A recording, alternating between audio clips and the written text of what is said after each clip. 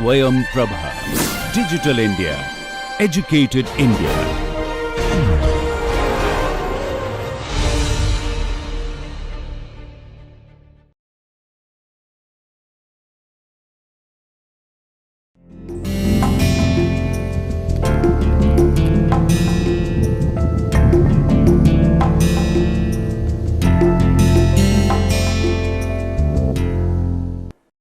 Dear learners, मैं आपका इस विषय पाश्चात्य दर्शन के इतिहास में स्वागत करता हूं। आज के व्याख्यान में हम अरस्तु के दर्शन की चर्चा करेंगे। साथ ही साथ हम ये देखेंगे कैसे अरस्तु ने प्लेटो के जो विज्ञानवाद और ज्ञान के सिद्धांत में जो खामियां थीं, जो गैप्स थे, उन्हें कैसे अपनी थियरी से पूरा किया, और इस तरह से हम उनके ज्ञान मीमांसा और तत्व मीमांसा की चर्चा करेंगे, उनके कारणता के सिद्धांत की चर्चा करेंगे, उनके अन्य सिद्धांतों की चर्चा इस क्रम में करेंगे। मेरा नाम डॉक्टर निर्भय कुमार मिश्रा है। मैं institute of applied sciences and humanities JLA विश्वविद्यालय मथुरा में असिस्टेंट प्रोफेसर के पद पर कार्यरत हूँ।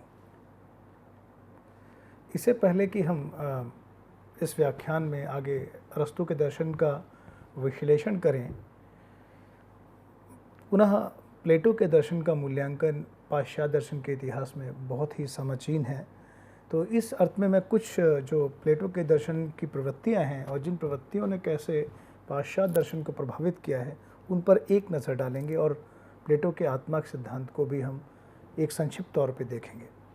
तो जैसा कि प्लेटो के विज्ञानवाद या ज्ञान के सिद्धांत की पहली प्रवृत्ति जो है वो यह है कि यह बुद्धिवादी है। बुद्धिवादी इस अर्थ में है कि प्लेटो ये मानते हैं कि विश्व के ज्ञान का जो अंतिम स्रोत है वो मानव बुद्धि है या विज्ञान है, और विज्ञान का ज्ञान हमें केवल रीज़न के आधार पर हो सकता है, तर्कों के आधार पर हो सकता है।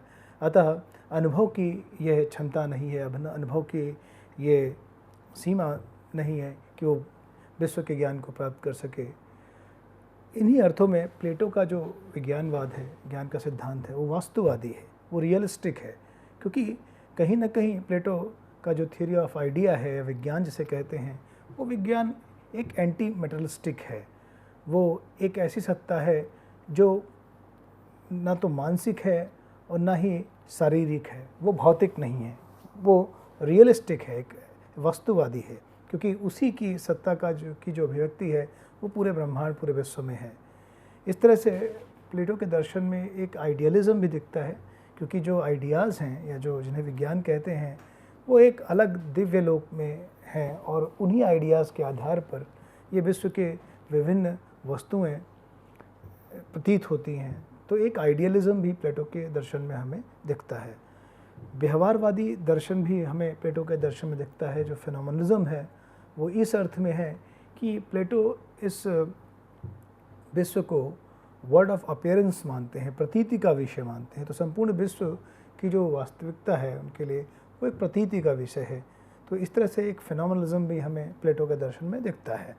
फिर हम देखते हैं कि ये जो प्लेटो का दर्शन है वो रेडिकली एंटी मटेरियलिस्टिक भी है, क्योंकि मौलिक रूप से जो सत्ता है, सत्य है, जो रियलिटी है, इसे उन्होंने विज्ञान कहा है, जिसकी कल्पना की है कि वे दिव्य लोक में रहते हैं।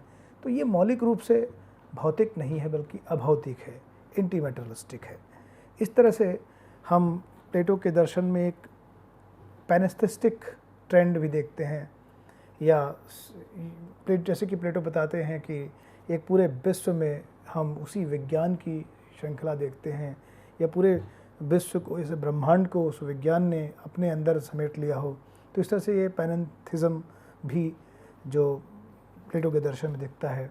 थियस्टिक इस अर्थ में है कि प्लेटो डेमिअर्ज या ईश्वर की कल्पना करते हैं, क्योंकि यही ईश्वर जिसको डेमिअर्ज कहते हैं वो विज्ञान के आधारों पर ही इस विश्व की रचना करता है, वो इसका इमिनेंट कॉज बन जाता है। और एंटी मैकेनिस्टिक भी है ये प्लेटो का विज्ञानवाद, क्योंकि यहाँ पे जैसे कि डेमोक्रिटस और ल्यूसिपस ने यंत्रवाद की बात की थी, प्लेटो एक उद्देश्यपूर्णता की बात करते हैं। प्लेटो कहते हैं कि इस पूरे विश्व में एक उद्देश्यपूर्णता है, तारतम्यता है। इसी तरह ये जो प्लेटो का जो विज्ञानवाद है उसमें एक टीलियोलॉजी है, टीलियोलॉजिकल है, ये एक उद्देश्य की ओर अग्रसर है। अन्य अर्थों में हम ये देखते हैं कि प्लेटो के विज्ञान में हमें एक ट्रांसेंडेंटल फिलॉसफी दिखती है, क्योंकि कहीं ना कहीं ये विज्ञान एक अतीन्द्रिय जगत में है, ट्रांसेंडेंटल हैं, परे हैं, या जो विज्ञान है वो देश कालातीत हैं। इस तरह से ये एक ट्रांसेंडेंटल दर्शन या अतीन्द्रिय दर्शन भी हमें प्लेटो के दर्शन में दिखता है, उनके विज्ञानवाद में दिखता है। जब एक इमैनेंट ट्रेंड भी दिखता है कि ये जो विज्ञान है वो इन विशेषों में इमैनेंट है, निश्चित हैं, तो एक इमैनेंट ट्रेंड भी हमें प्लेटो के दर्शन में दिखता है। प्लेटो के मूल्य परक सिद्धांतों से प्लेटो के विज्ञानवाद में जाएं तो जो उनके शिव तत्व की अवधारणा है या उनकी जो नैतिक अवधारणा है, जो जैसे कि प्लेटो ने ज्ञान को और सद्गुण को एक साथ रखा है, तो काफ़ी इनके ज्ञान के सिद्धांत में भी एक वैल्यूएशनल ट्रेंड है। और उसमें भी हम देखते हैं जहाँ पर आप शिव तत्व की व्याख्या करते हैं तो उसमें नैतिकता, सौंदर्य शास्त्र और तर्कपूर्णता पूर्ण रूप से दिखती है। और इनकी जो नीति शास्त्र है वो एंटी हेडोनिस्टिक है, जो असुखवादी है, एक संस्थावादी है। और एक तरह से प्लेटो के नैतिक सिद्धांतों में अगर दर्शन का मूल्यांकन करें तो उसमें एक सेल्फ रियलाइजेशन की प्रवृत्ति दिखती है कि कैसे व्यक्ति को उन विज्ञानों की स्वानुभूति करनी है जो कि निर्विकल्पक अनुभूति है, और वो सेल्फ के द्वारा संभव है।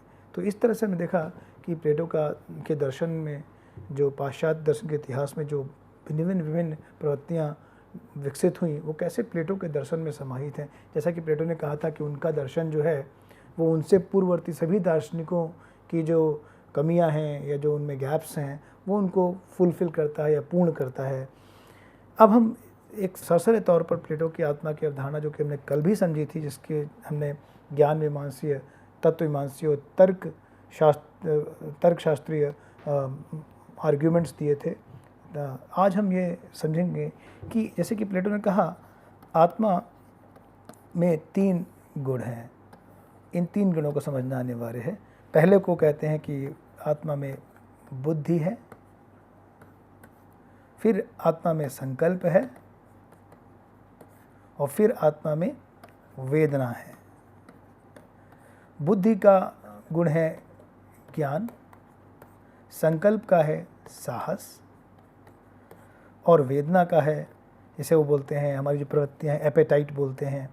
तो वेदना में जो हमारी भौतिक कामनाएं हैं या जिन्हें हम वेदनाएं कहते हैं, तो ये भौतिक कामनाओं को हम भौतिक जो हमारी इच्छाएं हैं या कामनाएं हैं, ये हम सब वेदना में रह सकते हैं। इसे एपेटाइट इसके लिए वर्ड यूज़ करते हैं पाश्चात्य दर्शन में। तो इसी तरह प्लेटो कहते हैं कि ये आत्मा में 3 तरह के गुण हैं, जिनके 3 तरह के द्रव्य गुण हैं, ज्ञान, साहस, भौतिक कामनाएं। इसी के आधार पे वो 3 प्रकार के लोगों का विभाजन करते हैं, 3 प्रकार के मनुष्यों का विभाजन करते हैं उनके आत्मा के स्वरूप के आधार पर। जिनमें ज्ञान की प्रबलता है वो कहते हैं दे आर गार्डनर्स, संरक्षक, वो इस समाज का संरक्षण करते हैं, वो संरक्षक बन सकते हैं। या जिनमें साहस की प्रधानता है वो सैनिक बनते हैं। या जिनमें वेदना की प्रधानता है या अन्य कामनाओं की प्रधानता है, दे बिकम दी आर्टिज़न, या हमारे जो क्राफ्टमैन हैं या और जो लोग हैं जो कई चीज़ों का, वस्तुओं का निर्माण करते हैं। तो वो इस तरह से आत्मा की अवधारणा में प्लेटो मानते हैं कि उसमें बुद्धि, संकल्प और वेदना के गुण हैं, जिसमें ज्ञान, साहस और भौतिक कामनाएं होती हैं। अब प्लेटो कहते हैं कि ये तीनों गुण जब सुव्यवस्थित रूप से आत्मा में होते हैं तो आत्मा में एक साम्यता होती है। और इसी को प्लेटो कहते हैं कि जब ये तीनों गुण अपने सही रूप में हो जाते हैं तो न्याय होता है। तो न्याय कोई अन्य मूल्य नहीं, बल्कि इन्हीं तीनों गुणों का एक मेल है जिसके द्वारा न्याय की प्राप्ति होती है। प्लेटो ने प्रजातंत्र को नहीं मानते थे, क्योंकि प्रजातंत्र में ज्ञान का उतना प्रधानता नहीं होती है।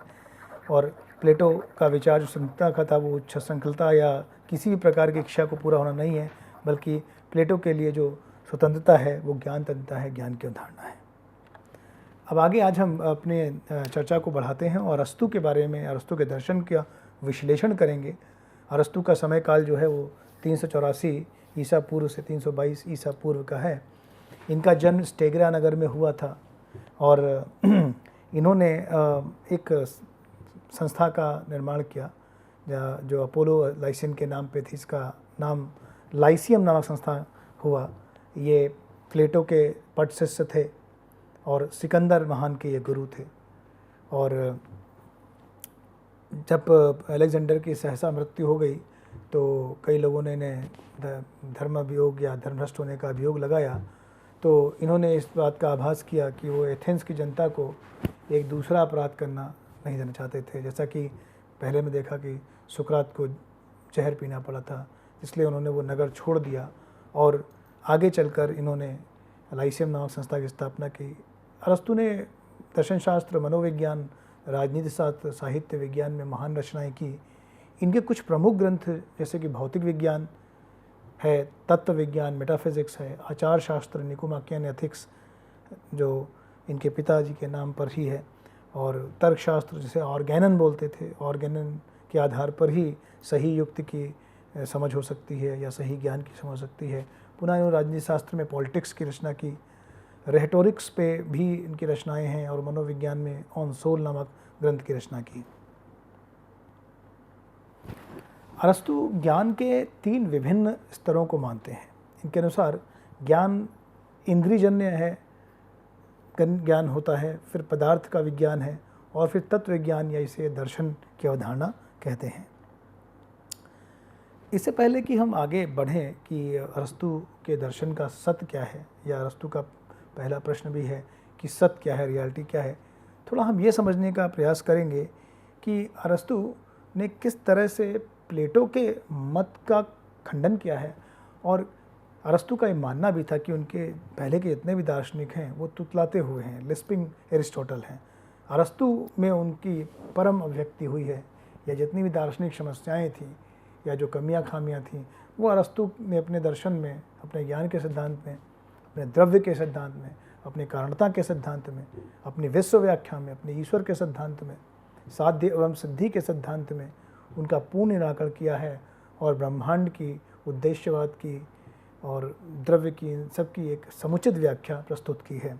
तो इससे पहले कि हम इनके सत्य की अवधारणा में जाएं, एक प्लेटो के जो दर्शन में जो खामियां इन्होंने दिखाई हैं या जो तर्क दिए हैं, थोड़ा उन पे एक चर्चा करते हैं।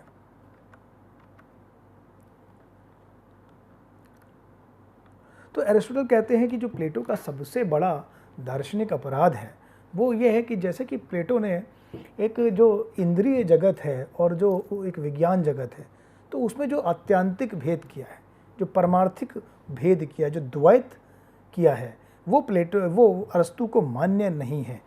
अरस्तु का मानना है कि जो आइडिया है वो आइडिया किसी अन्य जगत में नहीं है, बल्कि वो जो विज्ञान है वो इसी विश्व के जितने भी विशेष हैं, जो विशेष चीज़ें हैं, पदार्थ हैं, उन्हीं में इमेनेंट है, उन्हीं में अनुस्यूत है। इसलिए किसी अन्य जगत में विज्ञानों की कल्पना करना यह निरर्थक है। पुनः प्लेटो अरस्तु का मानना यह है कि अगर प्लेटो के विज्ञान जो है वो हमारी बुद्धि की कल्पना नहीं मान सकते, उनको सामान्य केवल बुद्धि कल्पना नहीं है। वस्तु जगत को पूर्णतः असत्य मानना, अनित्य मानना, ये सही नहीं है।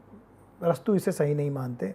अरस्तु का मानना है कि सामान्य सत्य और नित्य होते हुए भी जगत के पदार्थों से अलग नहीं रहते, वे विशेष व्यक्तियों पदार्थों में ही अनुगत रहते हैं। यदि सामान्यों को विशेष द्रव्यों में अनुस्यूत न माना जाए और उनको एकदम पूर्णतः अलग मान लिया जाए, तो उन वस्तुओं को हम द्रव्य नहीं कहेंगे उनके जिनके सामान्य मानने पड़े। जैसे कि अभावों और संबंधों के भी हमें सामान्य मानने पड़ेंगे, जो कि अरस्तु को एक असंगत दिखता है। तो इस तरह से जो प्लेटो का वस्तु जगत है वो एक निरर्थक पुनरावृत्ति हो जाती है, और ये अरस्तु को मान्य नहीं है कि अगर ये जो वस्तु जगत है वो केवल प्रतीति का विषय है, उसकी अपनी वास्तविक सत्ता नहीं है, केवल वो प्रतिभाग करता है तो वो अपने आप में एक पुनरावृत्ति मात्र हो जाता है। वहीं अगर हम इन यहाँ पे वस्तुओं के सामान्य इन विशेष विज्ञानों को माने जो कि इनसे अलग दिव्य लोक में रहते हैं, तो जैसे कि एक उदाहरण लें, सामान्य मनुष्य का सामान्य है ना मनुष्यत्व है, एक सुकरात का सामान्य मानना पड़ेगा, जो जिसका एक सुकरात का जो सुकरात है वो इस दुनिया में है, और उसका जो विज्ञान है जो दिव्य लोक में सुकरात है वो अलग है। उसको दोनों को आपस में जोड़ने के लिए हमें एक सामान्य की कल्पना करनी पड़ेगी। फिर उसको और सुकरात के सामान्य से जो दिव्य लोक में है उसको जोड़ने के लिए एक और मनुष्यत्व की कल्पना करनी पड़ेगी। इस तरह से जो जिसे थर्ड मैन प्रॉब्लम कहते हैं यहाँ, जिससे कि एक अनवस्था दोष आता है। तो अरस्तु का मानना है अगर हम सामान्य को दिव्य लोक में मान लेते हैं तो जो व्याख्या है विश्व की उसमें एक अनवस्था दोष आता है। इसलिए ये विज्ञान जो है जो सामान्य है वो विश्व से अलग नहीं है, बल्कि इन्हीं विशेष पदार्थों में ही निहित हैं। पुनः अरस्तु का मानना है कि जो सामान्य है वो पदार्थ का स्वरूप है, द्रव्य जो है वो उसकी एक विशेषता है। तो जो स्वरूप है वो और जो द्रव्य है वो दोनों ही इसी विश्व में हैं, उसी हर एक चीज़ में व्याप्त हैं। तो द्रव्य विहीन स्वरूप या स्वरूप विहीन द्रव्य की जो कल्पना है वो नितांत तर्कहीन है अरस्तु के अनुसार, और ये विश्व जो है वो वास्तविक सत्य है, उसके लिए किसी दिव्य लोक की कल्पना करना उचित नहीं है। तो इस तरह से जो कुछ जो कमियां हैं अरस्तु ने अपने पूर्व प्लेटो के सिद्धांतों में दिखाई है और उनको दूर किया है। तो जैसे कि अरस्तु प्रश्न करते हैं कि दर्शन का सत्य क्या है, तो यह दर्शन का सत्य अरस्तु मानते हैं कि ये परम द्रव्य है, या नित्य है, अपरिणामी है, समस्त परिणाम एवं परिवर्तन का कारण है। संसार में दो वस्तुएं हैं, एक द्रव्य और उनके परिणाम या पर्याय। परम द्रव्य सब द्रव्य, परम द्रव्य जो है वो सब द्रव्यों या समस्त परिणामों का कारण है। और इसे अरस्तु कहते हैं कि दर्शन का जो लक्ष्य है वो इस परम द्रव्य का ज्ञान करना है, जो पर्याय में अंतर्निहित है, जो सबसे ऊपर है, जिसको प्राप्त करने के लिए जगत निरंतर प्रयत्नशील है। यहीं पर हम देखते हैं कि अरस्तु के दर्शन में द्रव्य और उसमें जो एक परिणाम और एक गति है, उसके लिए जो कारणता का विश्लेषण अरस्तु ने एक विशद प्रत्यय के रूप में किया है। शायद इससे पहले के दार्शनिकों ने कारणता को इतने वृहत तौर पर या इतने ज्ञानमीमांसीय तार्किक आधार पर विवेचना नहीं दिखती हमें, जो कि अरस्तु के दर्शन में दिखती है।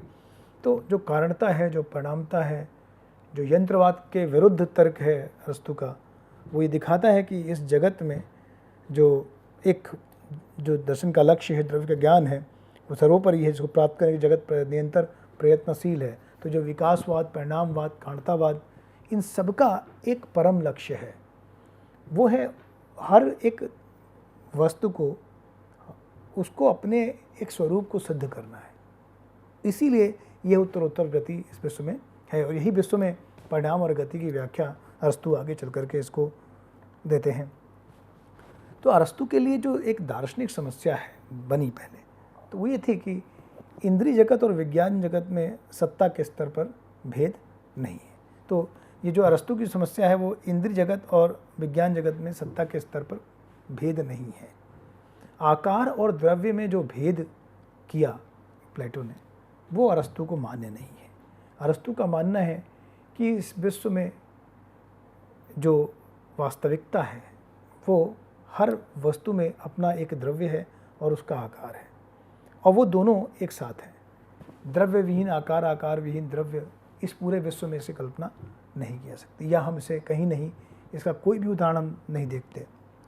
दिव्य लोक के अपरिवर्तनशील और फिर आकार द्रव्य के भेद को अरस्तु नहीं मानते हैं। इंद्रिय जगत और विज्ञान जगत के सत्ता के भेद को भी अरस्तु नकार देते हैं।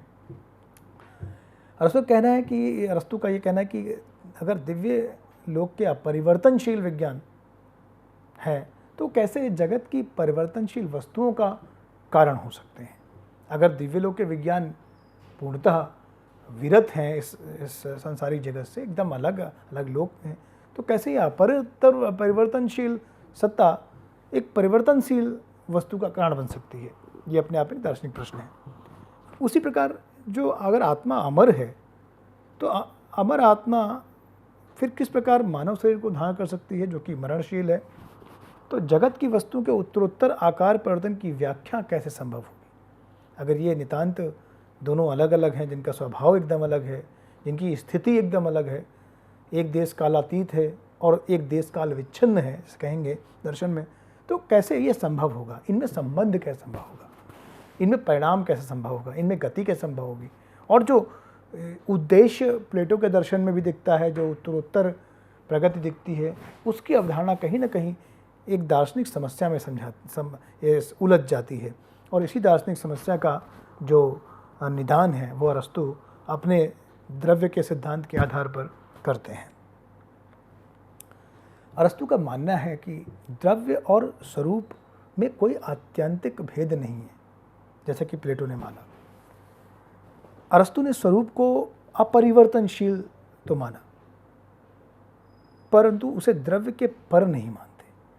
अरस्तु ठीक प्लेटो की तरह ये तो मानते हैं कि जो स्वरूप है, ऐसे फॉर्म कहते हैं,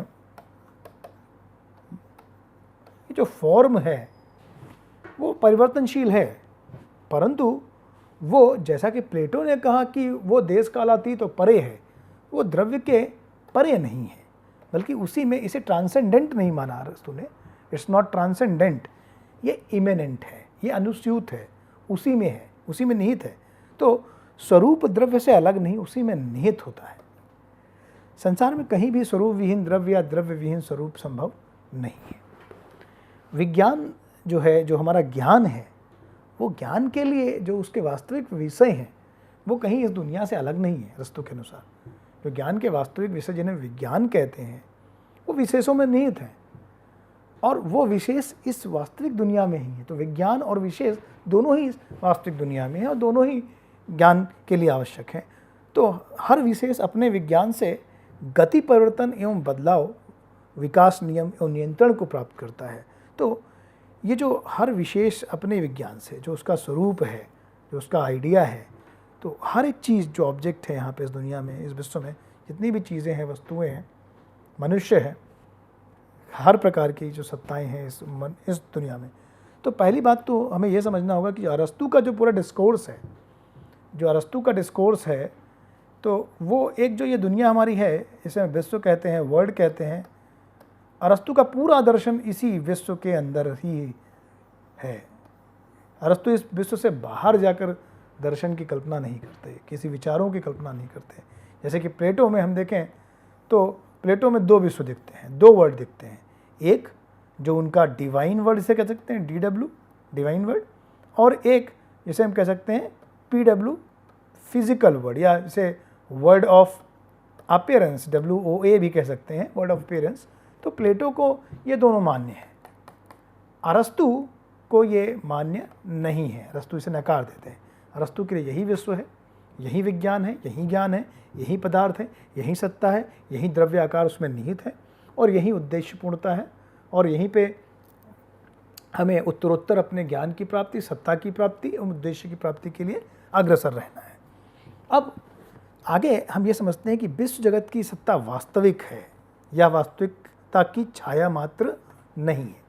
तो अरस्तु प्लेटो से उलट ये कहते हैं कि वो एक जो विश्व है अरस्तु का, वो वास्तववादी है, वास्तविकता है उसमें।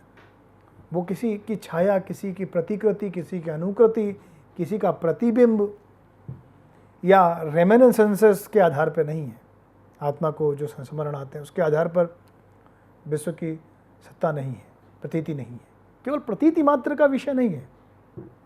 विश्व जो है केवल प्रतीति मात्र का विषय नहीं है कि उससे प्रतीति होती है किसी अन्य वास्तविक विषयों की जो अन्य विश्व में या डिवाइन वर्ल्ड में है, ऐसा नहीं। अरस्तु के लिए विश्व जगत की जो सत्ता है वही वास्तविक सत्ता है। इस विश्व जगत में द्रव्य एवं आकार एक ही है, यही वैज्ञानिक ज्ञान के वास्तविक विषय हैं। अरस्तु का बहुत ज़्यादा जो एम्फेसिस है वो साइंटिफिक नॉलेज की तरफ है, प्राकृतिक विज्ञान की तरफ है। अरस्तु ने काफ़ी रचना भी की है। अरस्तु वैसे भी ये जो अरस्तू का भेद करते हैं फिजिक्स और मेटाफिजिक्स में, तो जो भौतिक विज्ञान है अरस्तू के अनुसार, उसका कार्य जो है वो गति एवं जो परिणाम है विश्व के उसके अध्ययन करना है। लेकिन जो तत्वमीमांसा है, तत्वमीमांसा का जो उद्देश्य है वो द्रव्य के स्वरूप का अध्ययन करना है। और द्रव्य के स्वरूप के अध्ययन करने का तात्पर्य अरस्तू ये कहते हैं कि जो उसके लिए जो प्रथम कारण है प्लस एक जो अंतिम कारण है, तो प्रथम कारण और अंतिम कारण के आधार पर जब हम किसी द्रव्य के स्वरूप को समझना चाहते हैं या विश्व की व्याख्या करना चाहते हैं या उद्देश्य पूर्णता को समझना चाहते हैं, तो इस तरह की जो व्याख्या है वो विज्ञान से हमें दर्शन की तरफ ले जाती है। यानी जो हमारे लिए एक जगत की मीमांसा जो फिजिक्स है या भौतिकी है, भौतिकी से दर्शन की ये एक उत्तरोत्तर वृद्धि है। जब हम फर्स्ट कॉज और फाइनल कॉज की बात करते हैं तो अरस्तू ये मानते हैं कि जो तो अरस्तू में जो एक अरस्तू के दर्शन को और जब हम विश्लेषण करते हैं इनके दर्शन का, तो हम ये देखते हैं कि अरस्तू के दर्शन में, जैसे कि जो हमें प्लेटो के दर्शन में भी जो एक वर्ड ऑर्डर दिखता है, जो उद्देश्य पूर्णता दिखती है या विकासवाद दिखता है, अंतर इतना था कि जो ये वर्ड ऑर्डर है तो जिसका रियल ऑर्डर है वो कहीं और है और इसका ऑर्डर उसको एक फॉलो करता है, अनुसरण करता है। लेकिन अरस्तू के दर्शन में जो विश्व व्यवस्था है या जो उद्देश्य पूर्णता है या जो विकासवाद है वो एकदम वास्तविक है, वो सत्य है, रियल है, वो किसी की प्रतीति नहीं है।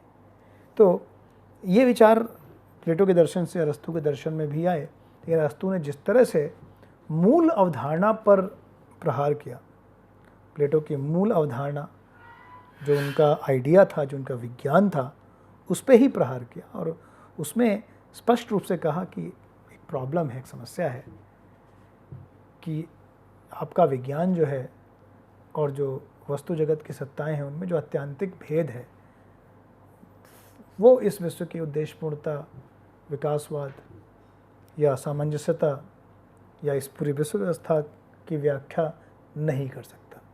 इसीलिए अरस्तू ने पूरे द्रव्य के सिद्धांत को ही परिपूर्ण रूप से या परिपक्व रूप से परिवर्तित किया। जैसे कि हमने देखा, तो विश्व को अरस्तू एक ऑर्गेनिक यूनिटी की तरह मानते हैं। जैसे हमारी एक ऑर्गेनिक यूनिटी है, हमारे विभिन्न अंग है ना, एक उद्देश्य पूर्ण कार्य की तरफ बढ़ते हैं, वैसे ही विश्व के समस्त जो चीज़ें हैं, जो पहाड़, पृथ्वी, झरना, मनुष्य, जितनी भी चीज़ें हैं, ये सभी कहीं ना कहीं एक तरह से आपस में जुड़े हुए हैं। इनकी एक व्यवस्थाएं हैं और वो व्यवस्थाएं एक उद्देश्य पूर्णता की तरफ जाती हैं, है ना। फिर अरस्तू कहते हैं कि अनुभव ज्ञान की आधारशिला है एवं विश्व का अनुभव वास्तविक है। यही बात कांट ने भी कही कि अनुभव ज्ञान की आधारशिला है। और कांट के दर्शन में भी हमें जो अनुभव का समावेश मिलता है और विश्व का अनुभव एक वास्तविक अनुभव है। ये एक बड़ा दार्शनिक तथ्य अरस्तू के दर्शन में है, क्योंकि बहुत दर्शनों को जब हम देखते हैं तो विश्व को माया रूपी, प्रतीत रूपी बताते हैं। जैसे कि अद्वैत दर्शन में भी व्यवहारिक जगत की सत्ता व्यवहार तक तो वास्तविक है, लेकिन व्यवहार से परे जैसे ही वो होती है तो जो परमार्थ के संदर्भ में व्यवहार असत्य हो जाता है। लेकिन अरस्तू ऐसा नहीं मानते, अरस्तू ये भेद कतई स्वीकार नहीं करते। अरस्तू का जो सिद्धांत है उसे हम एक विशिष्ट अद्वैत कह सकते हैं, भारतीय दर्शन की शब्दावली का इस्तेमाल करें अगर तो विश्व का ज्ञान तथ्यों में निहित नहीं है। ये बड़ा ही महत्वपूर्ण चीज़ है कि विश्व का ज्ञान केवल तथ्यों में निहित नहीं है, बल्कि तर्कपूर्ण कारणता से होता है। तथ्य में जाकर के उसके स्वरूप को समझना, गति को समझना, उसकी कारणता को समझना, उसके आधार पर हम विश्व के ज्ञान को जान सकते हैं। तो विश्व में दो जो चीज़ें जैसी होती हैं वो वैसी क्यों होती हैं, उनके नियम क्या हैं, उनकी कारणता क्या है, वो कैसे उत्पन्न होती हैं, कैसे ग्रो करती हैं, विकसित होती हैं, या किस तरह के लक्ष्य को प्राप्त करती हैं। तो दर्शन और विज्ञान दोनों ही इन तथ्यों की तर्कपूर्ण परीक्षा करते हैं कि विश्व में जो चीज़ें जैसी हैं वो क्यों हैं और वो अन्य रूप में क्यों नहीं हैं, या हम कहें आइडेंटिटी एंड डिफरेंस, वो अन्य रूप में क्यों नहीं होती हैं। तो इस सामान्यों की जो परीक्षा है या विश्व में वस्तुओं की जो कारणता है या उनमें जो विकास की परीक्षा है, ये दार्शनिक संदर्भ में बहुत ही महत्वपूर्ण है और विज्ञान और दर्शन दोनों ही इसका अध्ययन करते हैं। अरस्तु के अनुसार जो फर्स्ट फिलॉसफी है, जिसे फर्स्ट फिलॉसफी कहते हैं, या प्रथम दर्शन का जो लक्ष्य है वो तथ्यों की प्रथम एवं अंतिम कारणता का अध्ययन करना है। इसे ही वो तत्वमीमांसा कहते हैं, जैसे कि हमने अभी चर्चा की। तो अरस्तु का मानना है कि इस विश्व में विशेषों की बहुलता है, प्लूरलिज्म। तो यहाँ पे न केवल रियलिज्म है ना, and the pluralism we have to हमें दिखता है, तो प्लूरलिज्म रादर दैन मोनिज्म। जो मोनिज्म प्लेटो के दर्शन में दिख रहा था वो अरस्तु के दर्शन में हमें एक प्लूरलिज्म दिखता है। बहुलवादी वास्तववाद जिसे हम कह सकते हैं वो हमारे अरस्तु के दर्शन में हमें दिखाई देता है। अब अरस्तु की एक अवधारणा और भी बहुत महत्वपूर्ण है, जिससे कि कहीं ना कहीं जो यंत्रवाद जो था, जो डेमोक्रिटस और ल्यूसिफस का था, उसके विरुद्ध एक अवधारणा देख सकते हैं और विकासवाद को भी समझ सकते हैं और ईश्वर की स्थिति इस विश्व में किस लिए है वो भी जान सकते हैं। और इस विश्व में परिणाम, गति और हर चीज़ में उसकी उत्पत्ति, उसका विकास एवं उसका विनाश, फिर नई उत्पत्ति, नया विकास, ये जो एक उत्तरोत्तर या एक क्रम रहता है या एक तरह की गति होती है, उसको समझने के लिए प्लेटो सिद्ध एवं स्वरूप या पोटेंशियलिटी और एक्चुअलिटी की बात करते हैं, और साध्य एवं सिद्धि कह सकते हैं इसे। जो साध्य और सिद्धि की अवधारणा है प्लेटो के दर्शन में वो बहुत ही महत्वपूर्ण है, या सिद्धि के बाद जो स्वरूप की प्राप्ति होती है। तो अरस्तु का मानना है कि जो द्रव्य है वो उसे साध्य मानते हैं, वो एक साध्य है, उसमें एक जड़ता है। द्रव्य ही विशेषता एवं जड़ता का कारण है। यहाँ हम परम द्रव्य की बात नहीं करते, हम द्रव्य की बात करते हैं जो पदार्थों में होता है। तो वो द्रव्य जो है वो साध्य है, और जब ये द्रव्य अपने किसी स्वरूप को प्राप्त करता है तो उसे ही अरस्तु कहते हैं ये एक्चुअलिटी है, ये सिद्धि है। तो जो साध्य है, जो सुप्त रूप से साध्य है, जो निहित है लेकिन प्रकट नहीं हुआ, सोया हुआ है, जागृत नहीं हुआ, वो पोटेंशियलिटी है। उसे हम क्या कहेंगे? पोटेंशियलिटी। और अगर वो जागृत होकर के जो निहित हो गया, वो व्यक्त हो गया, जागृत हो गया, अपने स्वरूप को प्राप्त कर लिया, तो उसे कहेंगे सिद्धि। तो जो विशुद्ध द्रव्य की जो मूल प्रकृति है, जिसे अरस्तु कहते हैं मैटेरिया प्राइमा, तो जो विशुद्ध द्रव्य है, जो मूल प्रकृति है, अरस्तु के अनुसार जो विशुद्ध द्रव्य की अवधारणा है वो मूल प्रकृति की अवधारणा है, मैटेरिया प्राइमा की अवधारणा। इसे भी हम इंद्रियों के माध्यम से नहीं जान सकते, क्योंकि विशुद्ध द्रव्य है, इसमें कोई गति नहीं, कोई परिणाम नहीं, कारणता के संदर्भ में नहीं समझ सकते, जान नहीं सकते। वहीं जो विशुद्ध स्वरूप है, जो इसे प्योर फॉर्म का नाम देते हैं अरस्तु, प्योर फॉर्म की भी गति इंद्रियों के माध्यम से नहीं हो सकती। विशुद्ध चैतन्य स्वरूप ईश्वर को भी हम इंद्रियों के माध्यम से नहीं समझ सकते, सेंस एक्सपीरियंस से नहीं समझ सकते। विशुद्ध जड़ता जो मूल प्रकृति मैटेरिया प्राइमा है, उसको भी सेंस परसेप्शन से नहीं समझ सकते। इसलिए ये दोनों ही तत्व हमारे इंद्रिय जन्य ज्ञान के लिए नहीं है। ये अवधारणाएं निर्विकल्पक हैं, इंद्रियानुभूत हैं, क्योंकि एक पूर्ण जड़ता है और एक पूर्ण चैतन्यता है, एक पूर्ण कर्म है, दूसरा शुद्ध ज्ञान है, एक गति एवं परिणाम रूपी, दूसरा निश्चल और अपरिणामी है।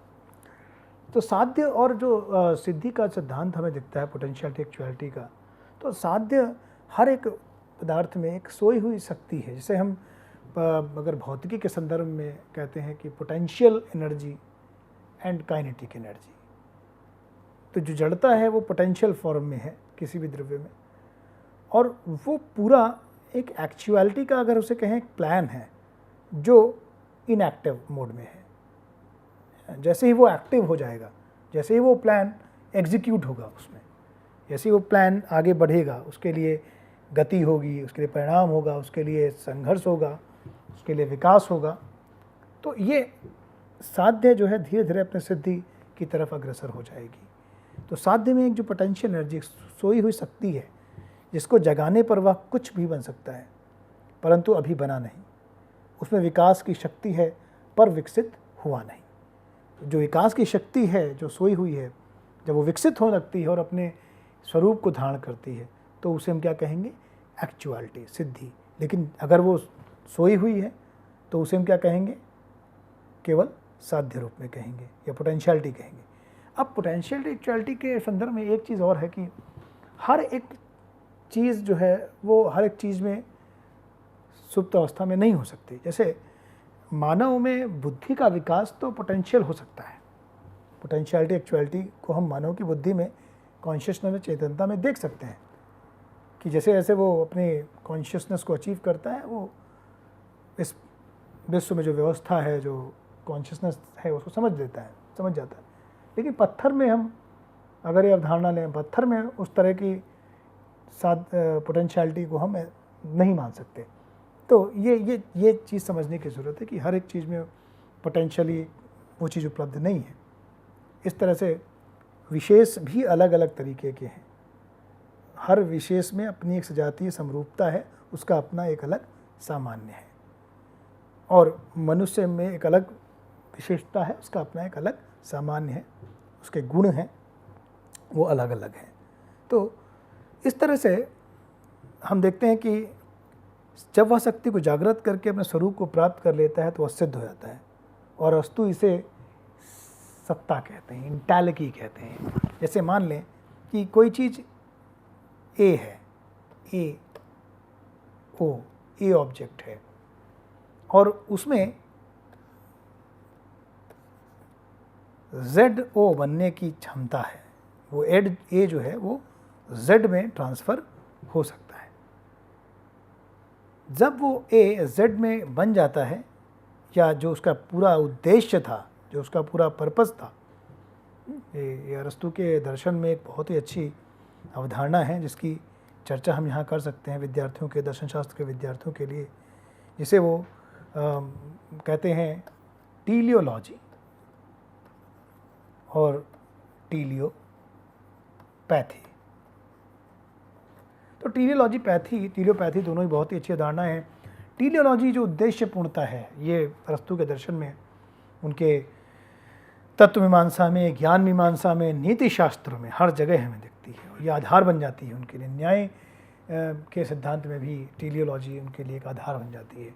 तो टीलियोलॉजी का मतलब होता है कि जो हमारा लक्ष्य है उसको हम, उसके जो सिद्धांत हैं उसको हम, जो उसके मीन्स और एंड हैं, जैसे मीन्स और एंड की बात करते हैं, साध्य और साधन जिसकी चर्चा करते हैं, तो अरस्तु के अनुसार जब व्यक्ति जो सही साध्य और साधनों का प्रयोग करता है और अपने उद्देश्य को सही समझता है और उसके लिए सही साधनों का इस्तेमाल करता है, तो उसे ये कहते हैं टीलियोलॉजी, उद्देश्यपूर्णता। लेकिन यदि व्यक्ति ना तो अपने उद्देश्य को सही से समझता है, या तो सही से समझ नहीं सकता, या उसको पूर्ण करने के लिए वो गलत साधनों का चयन करता है। जैसे एक उदाहरण लें, जैसे एक विद्यार्थी है और उसे एग्ज़ाम में अच्छे नंबर चाहिए, सबकी इच्छा होती है। तो यदि विद्यार्थी इस बात को समझता है कि विद्यार्थी मेहनत करता है और उसका उद्देश्य है कि ज्ञान की सही समझ भी हो और अच्छे मार्क्स भी आएँ, तो इसमें कोई गलत नहीं है। अगर वो परिश्रम करता है, शिक्षकों से मिलता है, समझता है, अपने नोट्स असाइनमेंट्स को पूरा करते हुए ये इस उद्देश्य को पूर्ण करता है, वो ज्ञान को समझता भी है और एग्ज़ाम में टॉप भी करता है, तो ये टीलियोलॉजी हुआ। लेकिन अगर वही विद्यार्थी के अंदर ये तो इच्छा है, वो ये उद्देश्य को समझता है कि उसे बहुत अच्छे नंबर चाहिए और उसके लिए वो एक परीक्षा में जाकर के नकल करता है या अन्य है ना साधनों का चयन करता है जो सही नहीं है, तो उसे हम कहेंगे उद्देश्य विहीनता, टीलियोपैथी। तो ये बड़ा ही अच्छा विचार है अरस्तु के दर्शन में, और ये न्याय के दर्शन में भी उन्हें दिखता है। वो न्याय की अवधारणा में भी कहते हैं कि न्याय जो है वो केवल हमारे वर्चूज़ पे डिपेंड नहीं है, या केवल ये एट्रीब्यूटिव नहीं है, बल्कि टीलियोलॉजिकल भी है, उसका एक पर्पस भी है। और कहीं ना कहीं एक जो पर्पस है वो हर एक जो वर्चू है उसके लक्ष्य को प्राप्त करना भी एक टीलियोलॉजी है के दर्शन में। तो इस तरह से आगे देखते हैं तो इस ईश्वर जो मूल प्रकृति है, शुद्ध साध्य है, जो पूर्ण जड़ता है, इसका कोई स्वरूप नहीं है। तो ये क्या है? ईश्वर जो है वो शुद्ध सिद्ध एवं पूर्ण चैतन्य है। ईश्वर शुद्ध सिद्ध है और पूर्ण चैतन्य है। मूल प्रकृति जो है वो शुद्ध साध्य है, पूर्ण जड़ता है, इसका कोई स्वरूप नहीं है। जैसे साध्य और सिद्धि का एक जो उत्तरोत्तर क्रम है वो समझ सकते हैं हम इस तरह से, जैसे बीज है, तो एक बीज जैसे है, तो बीज क्या है? ये एक साध्य है। इस बीज में से जो वृक्ष बनेगा वो उसके लिए क्या हो जाएगा? एक्चुअलिटी। तो ये बीज पोटेंशियलिटी है, जब ये वृक्ष को प्राप्त करता है तो वो एक्चुअलिटी होता है। अब इसी वृक्ष से जो लकड़ी है उससे अगर मेज बनाई जाए, टेबल बनाई जाए, तो अब जो वृक्ष है वो मेज के लिए साध्य है और मेज एक सिद्धि है। तो इस तरह से हम देखते हैं साध्य और सिद्धि में एक क्रम इस प्रकृति में विद्यमान रहता है। तो स्तरों में एक वृद्धि दिखती है कि एक साध्य दूसरे के लिए सिद्धि, और वही सिद्धि किसी के लिए साध्य और पुनः अन्य के लिए सिद्धि हो सकता है। इस प्रकृति में इस तरह की संभावना हमें हर जगह दिखती है। तो इस तरह से हमने देखा कि जो सिद्ध स्वरूप, पोटेंशियलिटी, एक्चुअलिटी और इंटेलिटी, ये जो तीन कॉन्सेप्ट हैं अरस्तू के दर्शन में, सिद्ध स्वरूप एवं सत्ता, ये बहुत ही महत्वपूर्ण है। कहीं ना कहीं हमें ये देखना होगा कि अरस्तू इस सिद्धांत के माध्यम से इस विश्व की व्याख्या करना चाहते हैं, इस वास्तविक विश्व की, जिसमें वो ये दिखाना चाहते हैं कि कहीं भी कोई विश्व में अभाव नहीं है, गैप नहीं है। इस विश्व में जितनी भी चीज़ें हैं वो प्रगतिशील हैं, वो गतिशील हैं, या उनमें परिणाम की एक सीरीज़ है, एक क्रम है उसमें। तो जो हर वस्तु जो है वो उत्तरोत्तर प्रगतिशील है अपने चरम को प्राप्त करने के लिए, जो उसका उद्देश्य है। तो जो द्रव्य है उसमें जो विशेषता है तो वो जड़ता है, लेकिन जो उसकी एक रूपता है वो उसका फॉर्म है।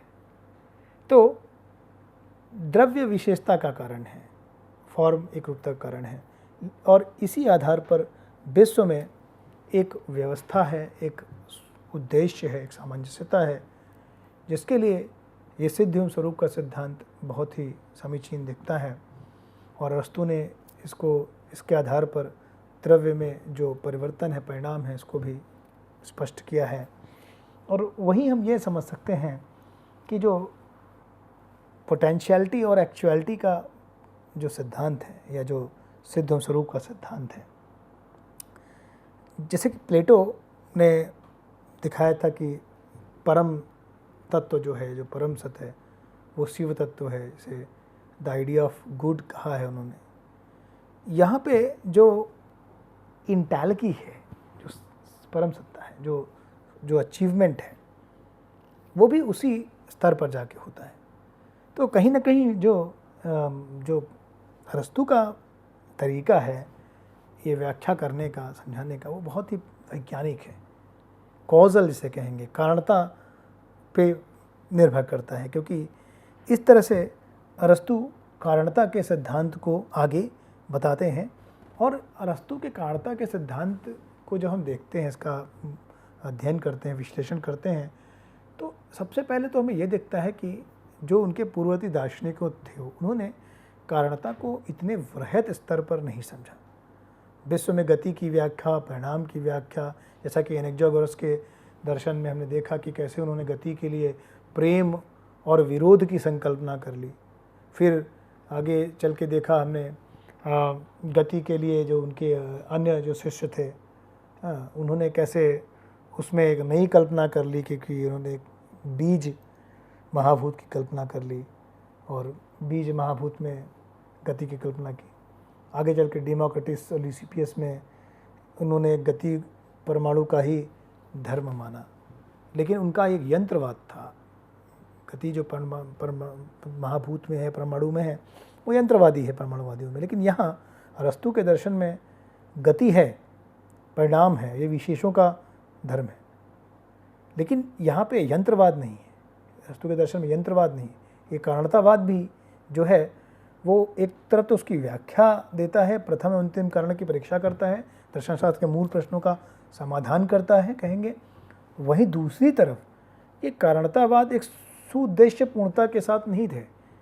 जैसे कि हमने कहा सिद्धि और साध्य और सिद्धि का जो क्रम है, उसमें कारणता एक प्रोसेस है, एक प्रक्रिया के रूप में है। तो संपूर्ण विश्व की गति एवं परिणाम का कारण, या जो देखते हैं कि संपूर्ण विश्व में हम गति और परिणाम को निहित पाते हैं, एवं उद्देश्यपूर्ण विकास की ओर अग्रसर है। तो जो भी विकास परिणाम है वो एक उद्देश्यपूर्ण विकास की ओर इस संपूर्ण प्रकृति में अग्रसर होता है। ये क्यों होता है? ये बड़ा ही महत्वपूर्ण प्रश्न है। क्यों? ये उद्देश्य क्यों? ये गति क्यों? ये विकास क्यों? ये क्रम क्यों? तो वहाँ पे एक जो अरस्तू कहते हैं कि क्योंकि उसमें हर एक वस्तु पदार्थ में एक कमी या अभाव है, जिसे वो बोलते हैं प्राइवेशन।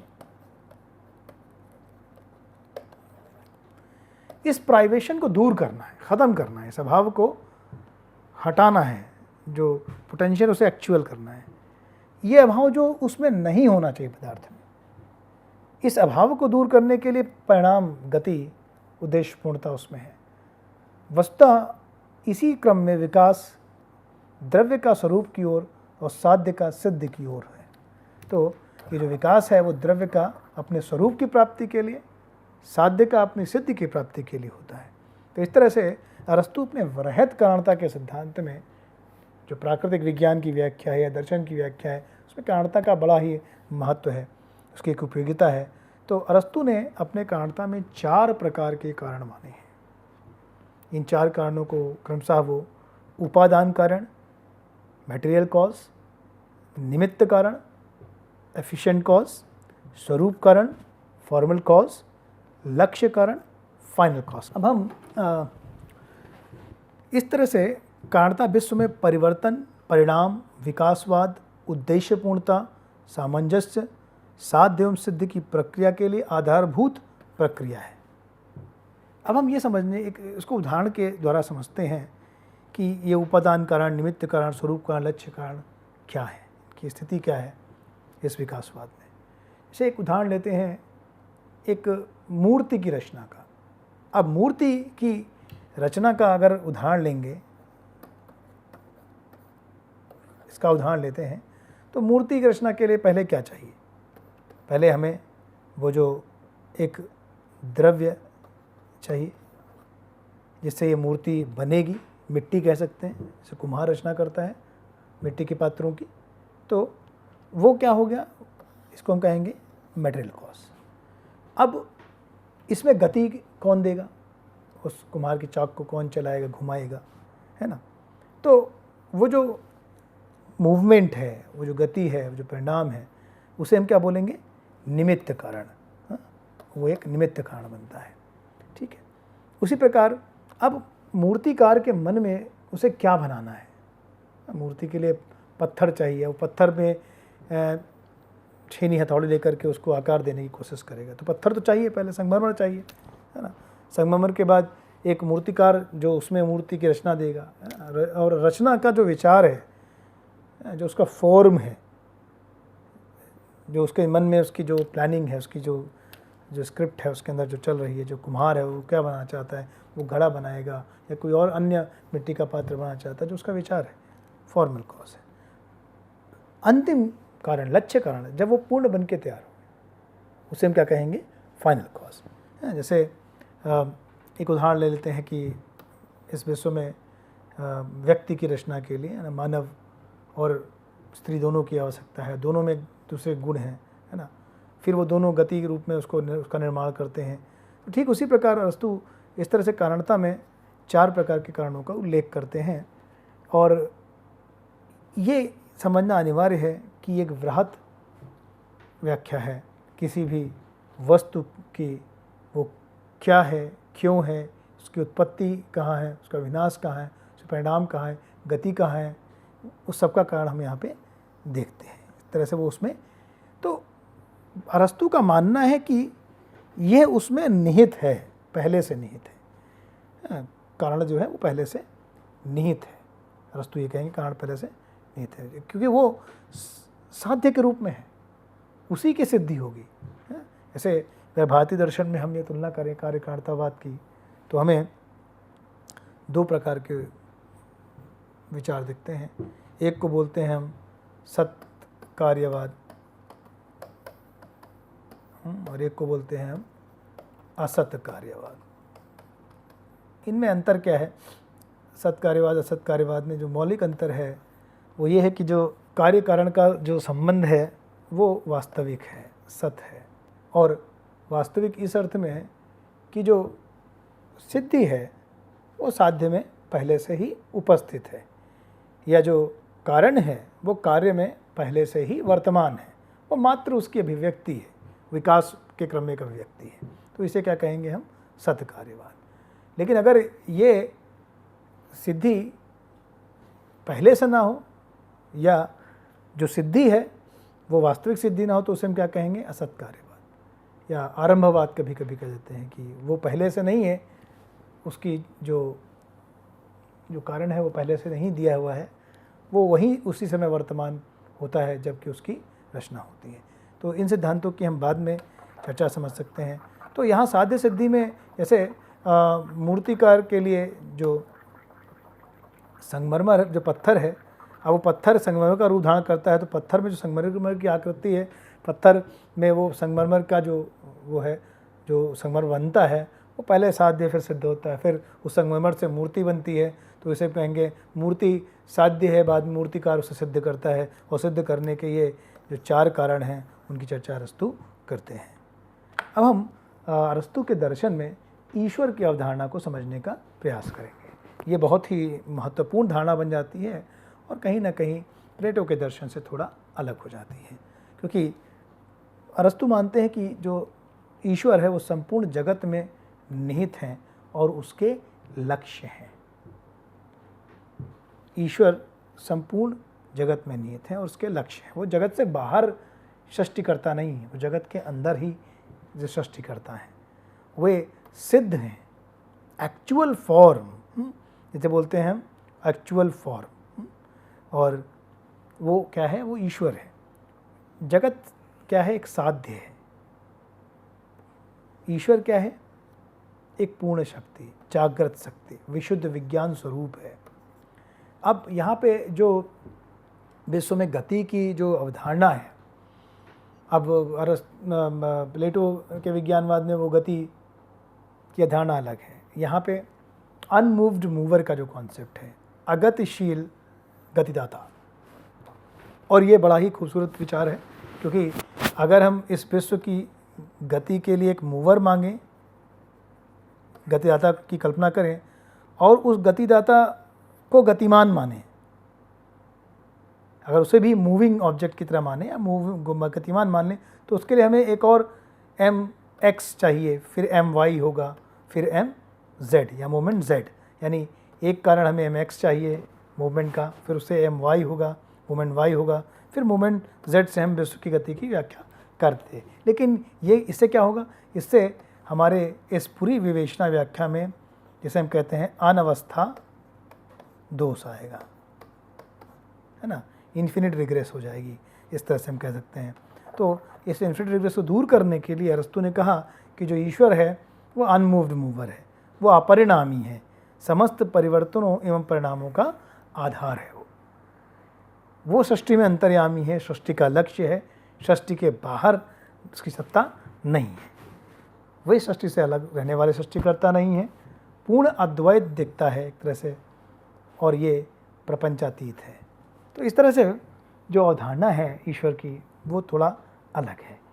सृष्टि उनके स्वरूप की प्राप्ति के लिए विकासशील है, और ईश्वर इस सृष्टि के निमित्त कारण है। वही एकमात्र परम सिद्धि या प्योर एक्चुअलिटी से कहेंगे, परम सिद्धि है। तो इस तरह से अरस्तु ने ईश्वर की अवधारणा को प्रस्तुत किया है। और अब हम यहाँ पे इस व्याख्यान को थोड़ा समराइज़ करते हैं या एक संक्षिप्त में समझने का प्रयास करते हैं कि आज हमने किन किन विचारों की चर्चा की। तो सर्वप्रथम हमने प्लेटो के दर्शन का एक मूल्यांकन किया, पाश्चात्य इतिहास में उनमें क्या उनकी भूमिका है, क्या महत्व है। उसके बाद उनकी आत्मा की अवधारणा का, उनके आत्मा के स्वरूप का विश्लेषण किया। कल हमने आत्मा की अमरता के सिद्धांतों की चर्चा की थी, धातुमीमांसी, ज्ञानमीमांसी और तार्किक तर्कों को देखा था। उसके बाद हमने अरस्तु के का जो जीवन रहा उसके बारे में थोड़ा, उनकी रचनाओं के बारे में अध्ययन किया, ज्ञान के स्तर के बारे में अध्ययन किया। फिर पहला प्रश्न जो दर्शन का सत्य क्या है, उनके परम द्रव्य की अवधारणा को समझने का प्रयत्न किया। और उसके बाद जो उन्होंने प्लेटो के जो आत्यांतिक भेद था, इंद्रिय जगत और है ना और विज्ञान जगत में जो परमार्थिक भेद किया, उसको उसमें जो कमियां थी उसको देखा, कैसे अरस्तु ने उस प्रॉब्लम को सॉल्व किया और इसको दूर किया। और उसके बाद हमने द्रव्य एवं स्वरूप की अवधारणा को समझा, प्रथम कारण एवं अंतिम कारण की अवधारणा को समझा, तत्वमीमांसा एवं भौतिक शास्त्र के विज्ञान के अंतर को समझा। और उसके बाद हमने विश्व व्यवस्था, उद्देश्य, पूर्णता, विकासवाद की चर्चा की। फिर हमने उनके सिद्धि एवं साध्य की अवधारणा, पोटेंशियलिटी, एक्चुअलिटी की अवधारणा को समझा, उसमें भी विकासवाद, उद्देश्य, पूर्णता को समझने का प्रयास किया। फिर हमने उनकी कारणता के सिद्धांत का अध्ययन किया और अंततः हमने फिर ईश्वर की अवधारणा का अध्ययन किया। इस तरह से हमने आज इस व्याख्यान में प्लेटो के ज्ञान मीमांसी एवं तत्वमीमांसीय विचारों की व्याख्या की और उनके ईश्वर की अवधारणा, कारणता की अवधारणा, द्रव्य की अवधारणा एवं साध्य एवं सिद्धि की अवधारणा का विश्लेषण किया। ये कुछ रेफरेंसेस हैं जो महत्वपूर्ण हैं और इस व्याख्यान को बनाने के लिए मैंने इनका प्रयोग किया है। धन्यवाद।